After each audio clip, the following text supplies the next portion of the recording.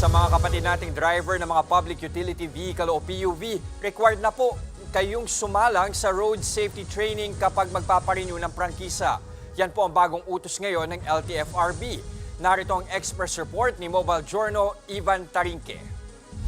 Simula sa Mayo, bago magparenew ng prangkisa, may dagdag requirement na ang Land Transportation Franchising and Regulatory Board o LTFRB sa mga public utility vehicles at trucks. Yan ay ang sumailalim sila sa 2 araw na road safety training. Dito, ituturo sa kanila ang mga batas trapiko at regulasyon. Sa Metro Manila, ang pilot implementation.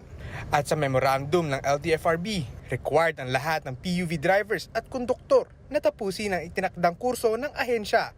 Uunahin ang mga truck at bus drivers, kasama na ang mga konduktor. Pagkatapos ng 3 buwan, gagawin na rin ito sa iba pang probinsya. At sa susunod na taon, isasama ang mga UV at jeepney drivers.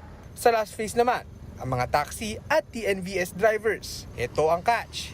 Hindi ito libre. 2,000 pesos ang 2 araw na road safety training at dapat sa accredited driving schools gagawin.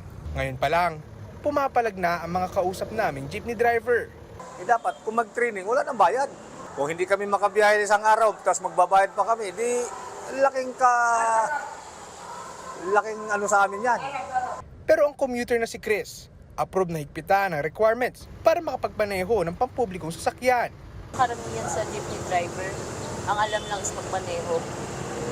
Yung iba kasi basta makapagmaneho, kumita lang, okay na sa kanila. Sabi naman ng LTFRB, magkakaroon sila ng monitoring system para matiyak na ang mga driver na kukunin ng mga operator ay yung mga registered at nakapasa sa required na road safety training. Nagbabalita mula sa Frontline, Mobile Journal Ivan Tarinque. Mga kapatid, ako po si Ruth Cabal. Maging maalam at may pakialam sa mga may init at rumaratsadang balita sa Frontline Express. Para maging updated sa balitaan, mag-subscribe lang sa social media pages ng News 5.